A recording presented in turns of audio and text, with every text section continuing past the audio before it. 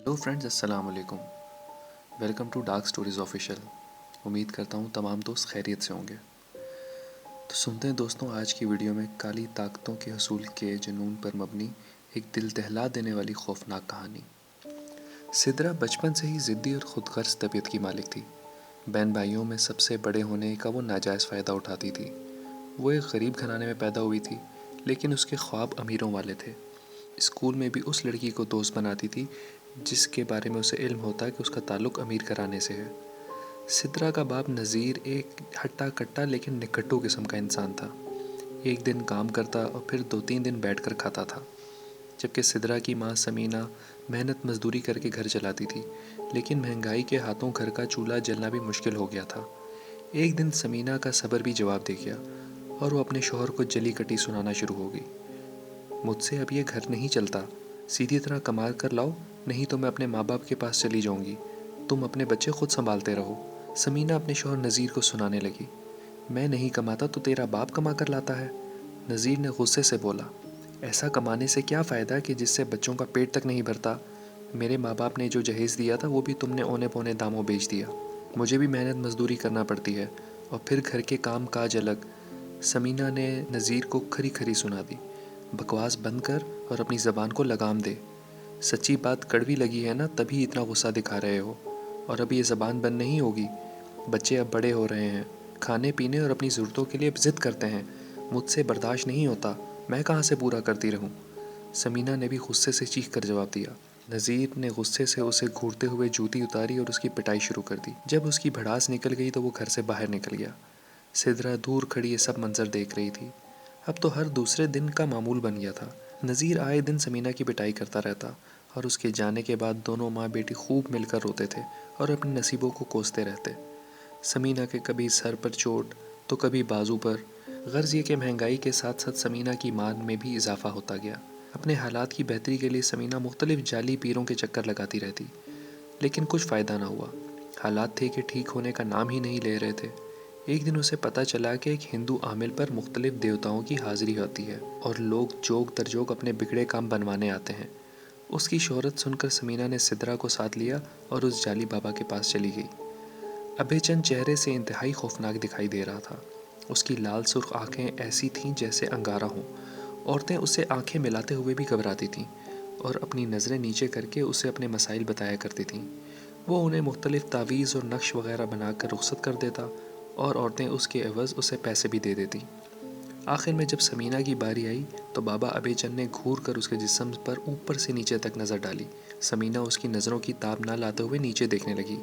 इससे पहले कि वो कुछ कहती, अबेचंद ने बोलना शुरू किया। ए औरत, तू तो बहुत परेशान है। तू जिसको भी अपना हमदर्द जानती है वो तुझे नुकसान पहुंचाता है। तेरा कोई हमदर्द नहीं है। ससुराल में तुझ पर बड़ा जुल्म हो रहा है। तेरा शौहर भी किसी काम का नहीं है। अभयचंद ने अपने मखसूस जुमले बोले। उसके यही जुमले सुनकर हर औरत उस बाबा की मुरीद बन जाती थी और समीना के साथ भी ऐसा ही हुआ। हाँ बाबा, आपने बिल्कुल सही कहा है, ऐसी ही बात है। तेरी कोशिश होती है कि तेरा घरवाला तुझसे राज़ी रहे, लेकिन वो तुझसे राज़ी होने के बजाय तुझ पर जुल्म करता है। जी बाबा, मेरा शौहर मुझे बहुत मारता है। एक दिन काम पर जाता है तो 2-3 दिन आराम करता है। मैं कुछ बोलूँ तो मेरी शामत आ जाती है। समीना ने बाबा को जवाब दिया। तेरा शौहर ये जानकर नहीं करता, उस पर काला जादू करवाया गया है। इस वजह से वो तुझे आए दिन मारता पीटता है। काम में भी उसका दिल इसी वजह से नहीं लगता। जब तक उस जादू की काट नहीं होगी, तेरी ज़िंदगी में सुकून नहीं आने वाला। बाबा, मेरी सास ने जादू करवाया, मेरी नंद ने? वो तुझ पे क्या जादू करवाएंगी? उन पर तो खुद काला जादू करवाया हुआ है उन लोगों ने, ताकि उनसे तेरी कभी ना बने। फिर बाबा, ऐसा कौन है जो मेरे साथ ऐसा कर रहा है? तेरे करीबी रिश्तेदार हैं, ज़रा गौर कर, तुझे खुद पता चल जाएगा। बाबा, कहीं ऐसा तो नहीं जिन लोगों ने पहले मेरा रिश्ता मांगा था और मेरे घर वालों के इनकार करने पर इन्हीं लोगों ने काला जादू करवाया हो? तीर निशाने पर लगता देखकर अबेचंद ने कहना शुरू किया। हाँ, तूने बिल्कुल सही पहचाना है। मैं नाम इसलिए नहीं बताता कि फिर लोग मुझसे लड़ने के लिए पहुंच जाते हैं कि हमारा नाम क्यों बताया। बस इसीलिए इशारे दे देता हूँ कि सामने वाला समझ जाए कि ये किसकी हरकत है। बाबा, अगर आप कहें तो मैं उनको खरी खरी सुनाऊँ कि मैंने तुम्हारा क्या बिगाड़ा है कि जो मुझ पर ये जुल्म कर रहे हो? समीना ने बाबा से पूछा। ऐसा हरगिज़ नहीं करना, नहीं तो वो और होशियार हो जाएंगे اور پھر ایسا عمل کروائیں گے کہ تیرا گھر سے باہر نکلنا بھی مشکل ہو جائے گا۔ تو اپنا علاج ایسے کروا کہ کسی کو کانوں کان خبر بھی نہ ہو، اور ایسے برے لوگوں سے دور ہی رہنا چاہیے۔ اپنے راز کو راز رکھے گی تو تیری زندگی میں باہر آئے گی۔ ابے چند نے مطمئن انداز میں سمینہ کو بولا۔ بابا میرا کام تو ہو جائے گا نا؟ سمینہ نے بے صبری سے پوچھا۔ ارے ایسا ہوگا کہ دشمن اپنی منہ کی کھا کر رہ جائے گا، اور آئندہ وہ تیرا کبھی کچھ نہیں بگاڑ سکے گا۔ لیکن تیرا مسئلہ دیوتا راون ہی حل کر سکتے ہیں، اور ان کو بلانے کے لیے مجھے شراب پی کر عمل کرنا پڑے گا۔ ابے چند نے سرگوشی کے انداز میں سمینہ کو بولا۔ بابا کیا دیوتا سچ میں آ جائیں گے؟ بابا نے سمینہ کے اس سوال پر غصے سے گھور کر اسے دیکھا تو سمینہ اور سدرا دونوں سہم گئی۔ میرا مطلب ہے بابا، کیا دیوتا مجھے نظر آئیں گے؟ ارے بیوقوف، دیوتا راون اپنے کسی چاہنے والے کے جسم میں ظاہر ہوتے ہیں۔ اچھا میں سمجھ گئی، یعنی وہ آپ کے اندر حاضر ہوں گے۔ سمینہ نے بابا سے کہا۔ ہاں، اب یہ تیرے اوپر ہے کہ تو دیوتا کو کیسے خوش کر کے اپنا مسئلہ حل کروائے گی۔ دیوتا خوش ہو گئے تو سمجھ تیری زندگی بن گئی، تیرے تمام مسئلے حل ہو جائیں گے۔ جیسے وہ کہیں ویسے ہی کرنا، اور تفصیل سے انہیں اپنے سارے مسئلے بتا دینا، اور میری حالت دیکھ کر گھبرانا بالکل نہیں۔ بابا جب علاج کروانا ہے تو گھبرانا کیسا؟ لیکن میرے علاج پر خرچہ کتنا آئے گا؟ بس 500 روپے کی شراب منگوانی پڑے گی۔ یہ لو بابا 500 روپے۔ بابا نے 500 روپے لیے اور اپنے ایک چیلے کو اندر سے شراب لانے کا کہا۔ تھوڑی دیر میں شراب آ گئی۔ اس بچی کو تو اس کمرے سے باہر والے کمرے میں بٹھا دے، کیونکہ دیوتا اکیلے میں بات کرتے ہیں، کہیں اسے دیکھ کر غصے میں آ گئے تو تیرا بنتا کام بھی بگڑ جائے گا۔ ابے چند نے سدرا کو گھورتے ہوئے کہا۔ سدرا تم باہر چلی جاؤ۔ سدرا جو پہلے ہی ابے چند سے ڈری ہوئی تھی، اپنی ماں کی بات سن کر فوراً باہر چلی گئی۔ اس کے باہر جاتے ہی ابے چند نے کمرے کو کنڈی لگا دی اور اپنے ساتھ جلتی ہوئی آگ پر لبان ڈال کر دھونی کر دی، جس سے کمرے میں خاصا دھواں پھیل گیا۔ وقت کے ساتھ ساتھ سدرا کی بے چینی بھی بڑھنے لگی۔ اسے کمرے کے اندر کا منظر دیکھنے کا تجسس تنگ کر رہا تھا۔ جس جگہ سدرا کھڑی تھی وہاں ایک بند کھڑکی کے کونے میں ایک چھوٹا سا سوراخ تھا۔ اس نے اپنی آنکھ سوراخ پر لگائی تو کمرے کا منظر صاف دکھائی دینے لگا۔ اس کی ماں گلاس میں شراب ڈال کر بابا کو پیش کر رہی تھی۔ بابا نے ایک سانس میں شراب کا گلاس خالی کر دیا اور ساتھ لگی آگ کے پاس ہاتھ رکھ کر بولنے لگا۔ دیوتا راون، یہ دکھی عورت آپ سے مدد چاہتی ہے، جلدی آ جائیں اور اس کے مسئلے دور کر دیں۔ یہ کہہ کر وہ کچھ دیر کے لیے خاموش ہو گیا۔ ابھی چند لمحے ہی گزرے تھے کہ بابا کے چہرے پر مسکراہٹ دوڑ گئی۔ تیرا کام بن جائے گا، دیوتا راون آنے والے ہیں۔ دیکھ، ایسی کوئی بات مت کرنا کہ دیوتا غصے میں آ کر تیرا ہی گلا دبا دیں۔ بابا لیکن مجھے کیسے پتہ چلے گا کہ دیوتا آ گئے ہیں؟ دیوتا کے آنے کی پہچان یہ ہے کہ میرے جسم کی عجیب سی کیفیت ہو جائے گی اور میری زبان باہر کو نکل آئے گی۔ پھر جو عمل وہ کریں گے تجھے بھی بالکل ویسا ہی کرنا ہوگا۔ اگر وہ خود کو کپڑوں سے آزاد کر دیں تو تجھے بھی ویسا ہی کرنا ہے، اور اگر وہ خود کو کپڑوں سے آزاد نہیں کرتے تو تجھے بھی کچھ نہیں کرنا۔ ہو سکتا ہے کہ وہ تیرے کان میں کچھ کہیں، بس جو بات وہ کہیں اسی پر عمل کرنا۔ سمجھ گئی؟ بابا نے سمینہ کو سمجھاتے ہوئے کہا۔ بابا میرا کام تو بن جائے گا نا؟ دیوتا جیسا کہیں گے میں بالکل ویسا ہی کروں گی۔ سمینہ نے یہ بات کہنے کو تو کہہ دی تھی، لیکن وہ دل ہی دل میں گھبرا رہی تھی کہ نہ جانے اس کے ساتھ کیا ہونے والا ہے۔ لیکن گھر کے حالات اور شوہر کو راہ راست پر لانے کے لیے ذہنی طور پر وہ خود کو تیار کر چکی تھی۔ تھوڑی ہی دیر میں بابا کی حالت غیر ہونے لگی۔ اس کی زبان منہ سے باہر لپکتی دکھائی دینے لگی۔ بابا کی یہ حالت دیکھ کر سمینہ سمجھ گئی کہ بابا کے جسم پر دیوتا کی حاضری آ گئی ہے۔ سدرا کو آواز تو سنائی نہیں دے رہی تھی، لیکن کمرے کا منظر صاف دکھائی دے رہا تھا۔ اچانک ابے چند نے خود کو کپڑوں سے آزاد کر دیا اور وہ اپنی سرخ دہکتی آنکھوں سے سمینہ کو مسلسل گھور رہا تھا۔ سمینہ بابا کو اس حالت میں دیکھ کر گھبرا رہی تھی۔ اس میں اتنی ہمت نہیں ہو رہی تھی کہ وہ کسی غیر کے سامنے کپڑوں سے آزاد ہو جائے۔ پھر اچانک بابا کے ہاتھوں میں سختی آ گئی اور ہاتھ سمینہ کی گردن کی طرف بڑھنے لگے۔ موت کے خوف سے سمینہ گھبرا گئی اور بے اختیار اس کے ہاتھ خود کو کپڑوں سے آزاد کرنے لگے اور بابا اس پر حاوی ہوتا چلا گیا۔ سدرا آج سے پہلے اپنی ماں کے ساتھ کئی بابوں کے پاس گئی تھی، لیکن ایسا منظر اس نے پہلے کبھی نہیں دیکھا تھا۔ خوف سے اس کا جسم کانپنے لگا اور جب اس سے برداشت نہ ہوا تو وہ کھڑکی کے پاس سے ہٹ گئی۔ سمینہ جب کمرے سے باہر آئی تو وہ سخت گھبرائی ہوئی تھی۔ اس کے جسم پر کپڑے تو موجود تھے، لیکن پھر بھی اس کے چہرے سے خوف چھلک رہا تھا۔ سدرا بھی اتنی سہمی ہوئی تھی کہ اس نے گھر آنے تک اپنی ماں سے ایک لفظ تک نہیں کہا تھا۔ کئی دن، ہفتے اور مہینے گزر گئے، لیکن ان کے حالات میں کوئی بہتری نہیں آئی۔ سمینہ بھی بابوں کے پاس جا جا کر تھک چکی تھی۔ ابے چند کے پاس اس کے ساتھ جو کچھ ہوا تھا وہ اس کے ذہن پہ نقش ہو چکا تھا۔ وہ چاہ کر بھی اس واقعے کو بھلا نہیں پا رہی تھی۔ دوسری طرف نذیر کو ایک دولت مند بیوہ مل گئی تھی، جس سے دوسری شادی کر کے اس کی زندگی میں سکون آ گیا تھا۔ نہ کمانے کی فکر، نہ ہی کسی اور چیز کی، بس اپنی دوسری بیوی کی خدمت میں لگا رہتا۔ بیوہ کو بھی شوہر سے زیادہ اپنے لیے چوکیدار کی ضرورت تھی، جو اس کی اور اس کی جائیداد کی نگرانی کر سکے، اور صحت میں نذیر ویسے ہی ہٹا کٹا تھا۔ پہلے بیوی بچوں کو دولت کے نشے میں وہ ویسے ہی بلا چکا تھا، بس جب کبھی اس کی محبت جوش مارتی تو گھر چکر لگا لیتا اور کچھ رقم خرچ کے لیے دے جاتا۔ سدرا نے بچپن سے ہی احساس محرومی میں زندگی گزاری تھی، لیکن اب وہ جوان ہو چکی تھی۔ وہ اپنی ماں کا حال دیکھ چکی تھی اور خود کسی امیر خاندان کی بہو بننا چاہتی تھی۔ جوان ہونے پر سدرا کا رنگ روپ بہت پرکشش تھا۔ عامر اس کے محلے میں ہی رہتا تھا اور اس کی برادری سے تعلق رکھتا تھا۔ سدرا کو وہ بہت پسند تھا۔ محلے میں اس سے بھی اچھے اچھے لڑکے موجود تھے، لیکن ان کے والدین اتنے امیر نہیں تھے جتنا کہ عامر کے والدین تھے۔ عامر سے شادی ہونے پر وہ عیش کی زندگی گزار سکتی تھی، کیونکہ اکلوتا ہونے کی وجہ سے ساری جائیداد کا وارث عامر نے ہی بننا تھا۔ سدرا نے اپنی ماں کو مجبور کیا کہ وہ اس کی شادی کے لیے عامر کے والدین سے بات کرے۔ سمینہ کو عامر کی طرف سے رشتہ ہو جانے کی کوئی امید نہیں تھی، لیکن وہ اپنی بیٹی کی ضد کے ہاتھوں جب مجبور ہو کر عامر کے گھر گئی تو انہوں نے بتایا کہ عامر کی بات پہلے ہی کہیں اور پکی ہو چکی ہے، اور سمینہ خاموش ہو کر واپس چلی آئی۔ اس انکار سے سدرا کو حد سے زیادہ دکھ ہوا اور وہ جیسے کوئلوں پر لوٹنے لگی۔ ایک شادی کی تقریب میں سدرا نے موقع پا کر عامر سے سوال کر دیا، عامر، مجھ میں ایسی کیا کمی تھی جو تمہارے گھر والوں نے رشتے سے انکار کر دیا؟